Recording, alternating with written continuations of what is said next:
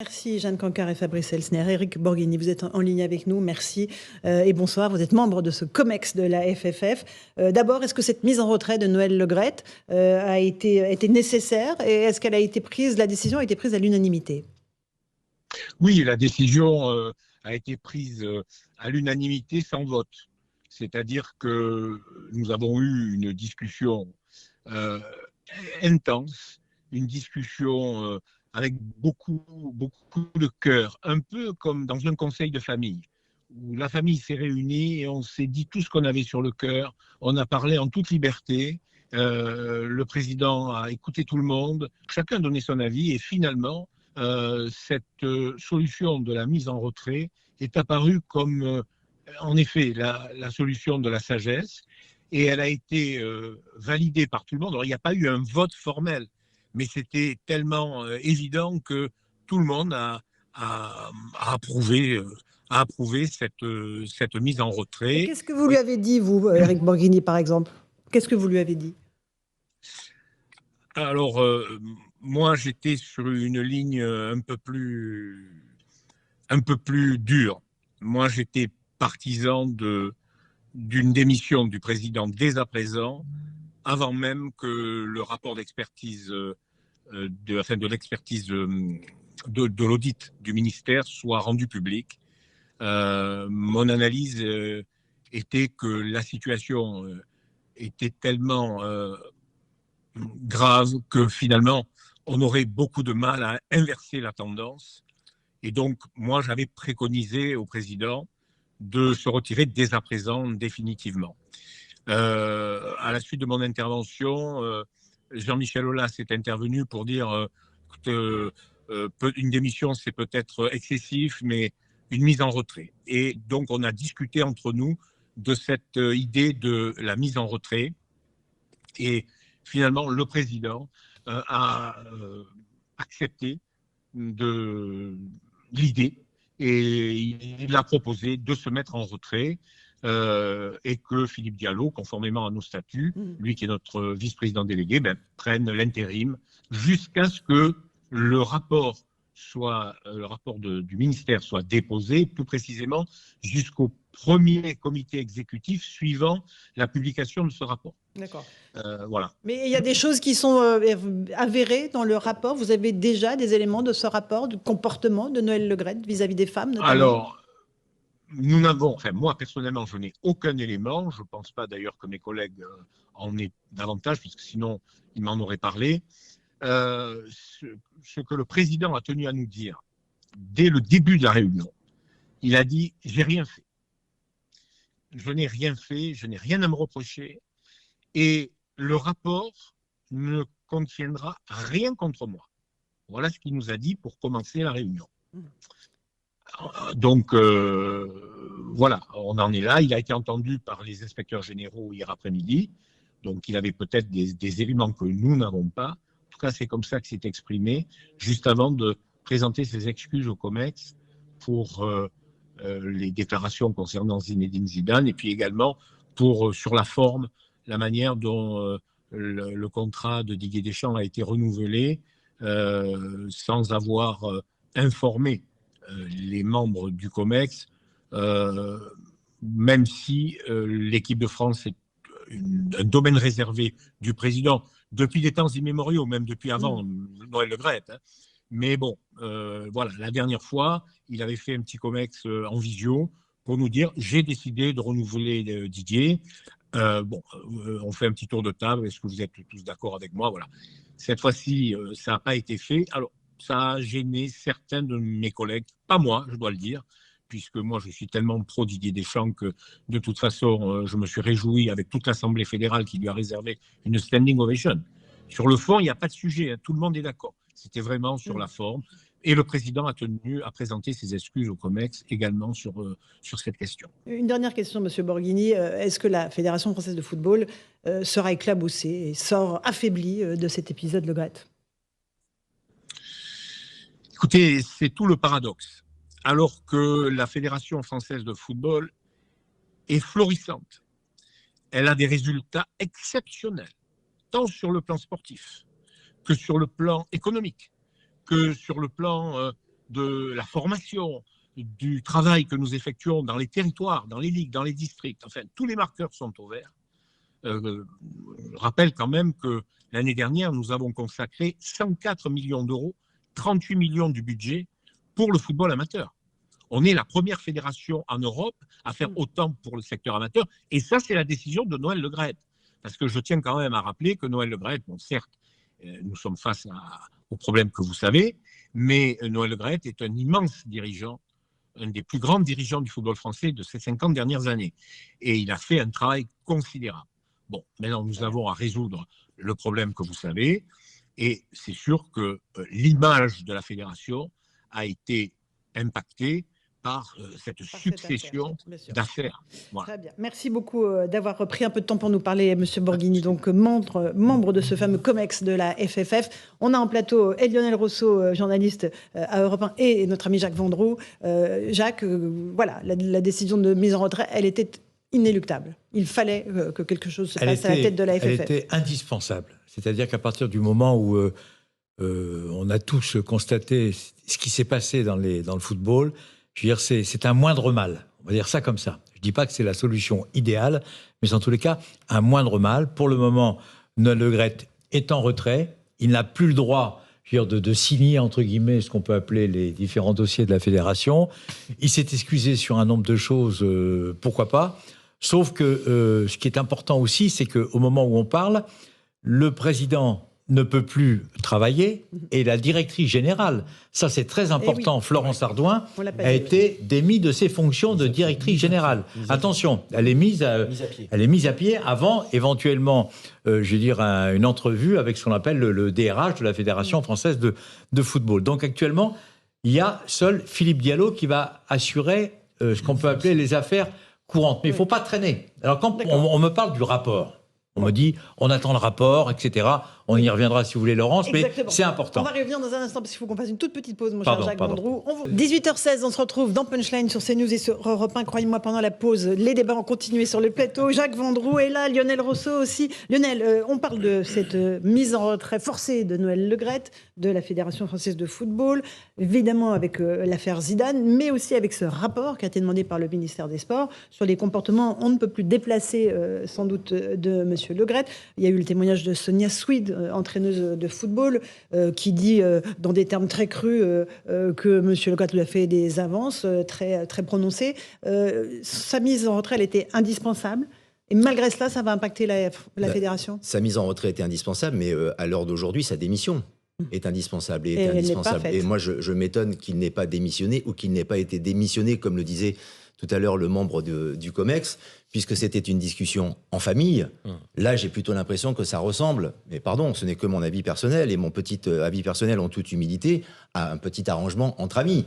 Tout simplement. Vous pensez qu'il peut revenir sérieusement dans 3 semaines, là, comme une fleur ? Peut-être pas dans 3 semaines, mais en tout cas, j'ai plutôt le sentiment de quelqu'un qui s'accroche aux branches et qui s'accroche au pouvoir et qui s'accroche à son poste. Là, une mise en retrait médiatique, mais qui va diriger véritablement la fédération ? Oui, Philippe Diallo, mais tout est verrouillé à la fédération, et ce depuis des années, et notamment par Noël Le Graët, et puis surtout, parmi les 12 membres du COMEX, la totalité, peut-être pas la majorité, mais en tout cas une grande partie, lui doit quelque chose. Bien sûr. Donc c'est très compliqué, et c'est pour ça que tout le monde a l'impression que c'est une victoire que Noël Le Graët soit mis en retrait.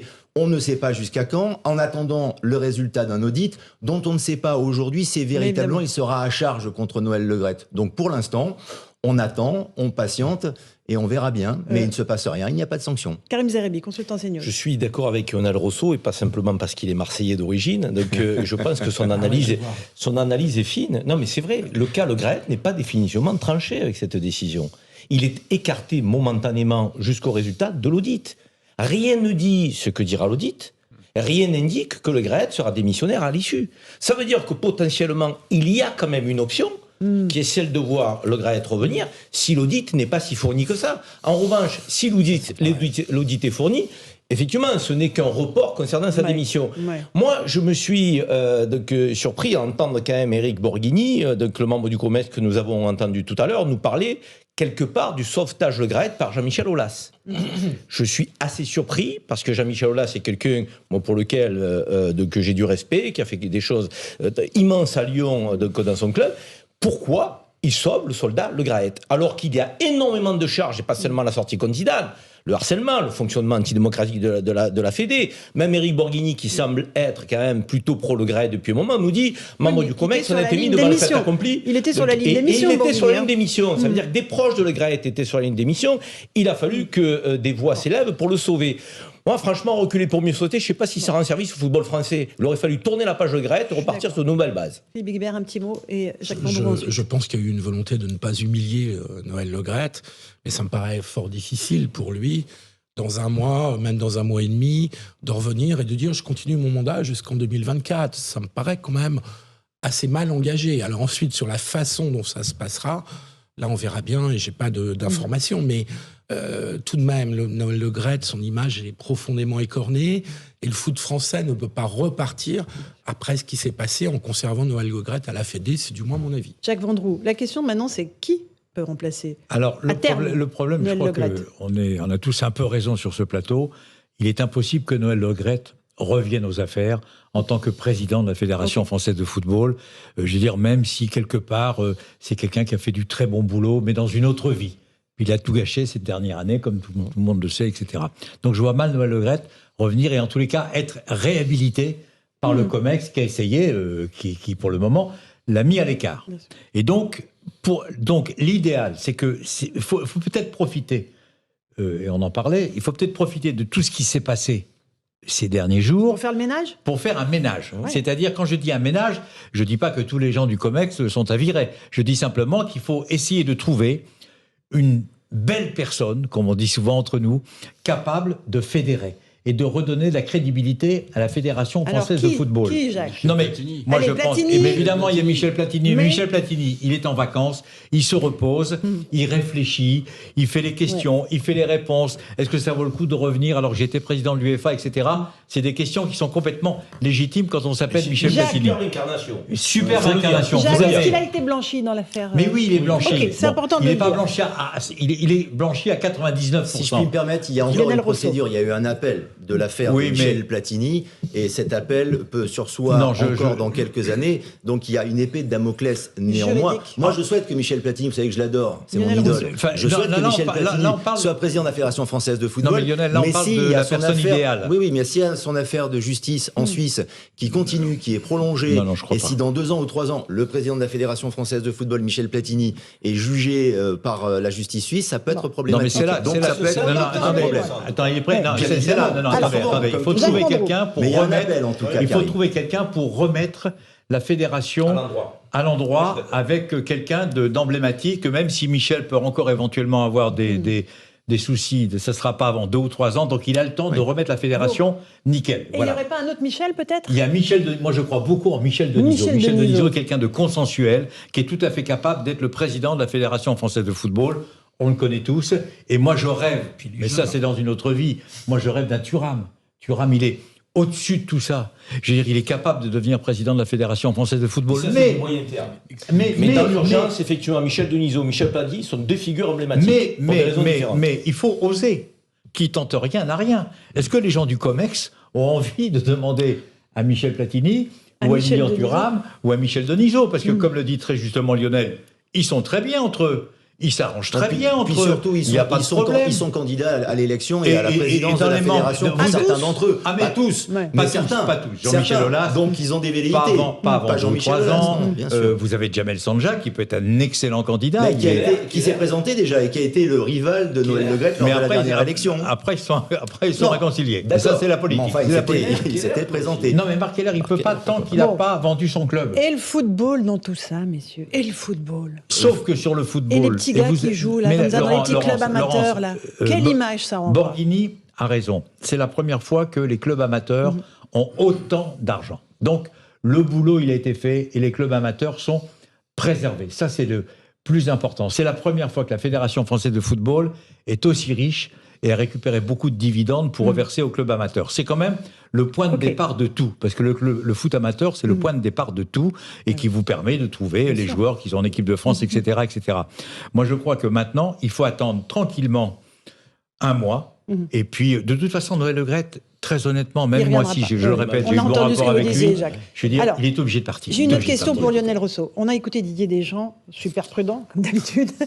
Alors, il dit, c'est intéressant parce qu'il se justifie même sur ses rapports à lui avec Zidane. Il se sent engagé par les propos de Le Gret sur Zidane. Il ne se prononce pas sur le fait qu'on mette Le Gret de côté, évidemment, là il est prudent, mais il dit, mais j'ai de bons rapports avec Zidane, je le respecte, voilà. C'est intéressant de voir Mais qu'il parce se qu'il fait justifie. de la politique. Tout simplement, Didier Deschamps fait de la très très bonne politique. C'est un excellent communicant. C'est sans doute le meilleur d'entre nous, tout simplement. Mais vous avez noté qu'à aucun moment il ne parle de Noël Le Graët. Oui. À aucun moment il ne Si, parle de la mise. Il dit, c'est Non, bien mais- qu'il soit excusé auprès de Zidane. Bien sûr, mais de Zidane. Oui. Donc il parle de l'affaire Zidane, mais il parle ne de dit l'affaire pas Zidane. si Noël Le Graët s'est mal comporté avec des femmes. Il ne dit pas si Noël Le Graët a mal géré la fédération. Il ne dit pas si Noël Le Graët l'a prolongé tout seul jusqu'en 2026.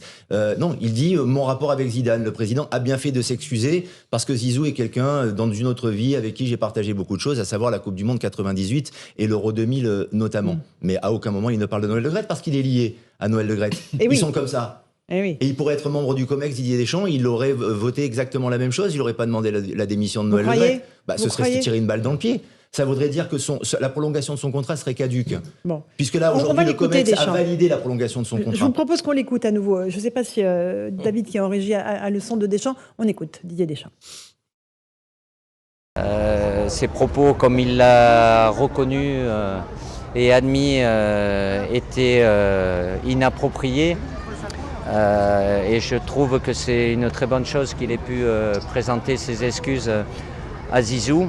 De mon côté, évidemment, la situation sportive fait que ça a mené à avoir une rivalité sur le plan sportif entre nous deux, voire même pour certains à une opposition. Ce que je peux vous assurer aujourd'hui, comme hier, comme il y a des mois ou des années, j'aurai toujours beaucoup de respect pour lui par rapport à ce qu'on a vécu et partagé ensemble, déjà dans notre première vie de joueur, et aussi par rapport à ce qu'il est et ce qu'il représente dans le football, mais évidemment dans le sport français. Voilà, si c'est pas de la politique, ça y ressemble. Hein.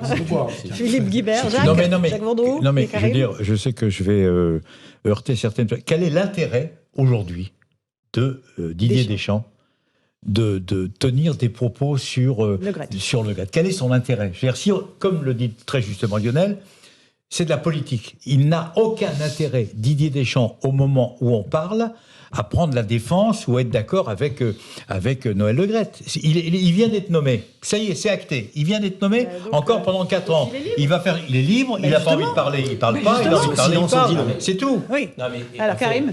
moi, ça va peut-être pas plaire ce que je Karim vais dire, Zeribi. mais il y a une forme de fidélité aussi dans les propos de Deschamps.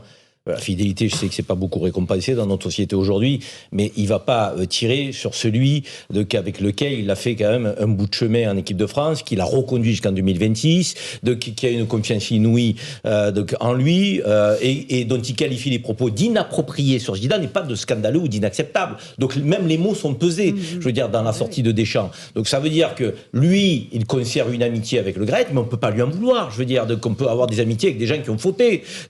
Et en revanche, il se dit, il y aura suffisamment de gens pour le charger. Moi, je vais pas, en tout cas, le faire.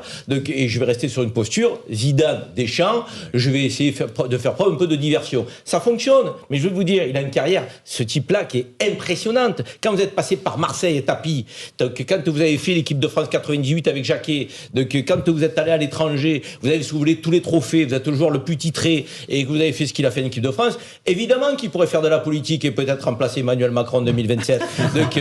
Dès qu'il a cette capacité-là, ce garçon. Ah, ça, c'est nouveau. Est-ce que c'est pas lui l'homme fort de la Philippe fédération? Guibert. Où être président de la sûr, fédération, mais bien bien sûr. Est-ce que c'est pas lui qui va Mais- choisir mais- d'une certaine manière? Mais attendez, C'est lui ou c'est Kylian Mbappé? Comment? C'est lui ou Kylian Mbappé? Non, qui c'est va- Didier Deschamps. C'est Deschamps. Là, au moment, Le où patron, on c'est parle, Deschamps. Ok. c'est Didier Deschamps. Et je suis content que tu tiennes ce genre de propos parce que, évidemment, ça choque.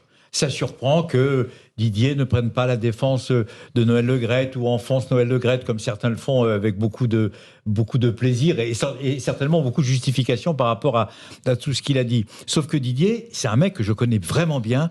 Il est fidèle et il est entier. Et c'est un affectif. Et donc, il sait que il sait que le président Le Graët lui a beaucoup apporté.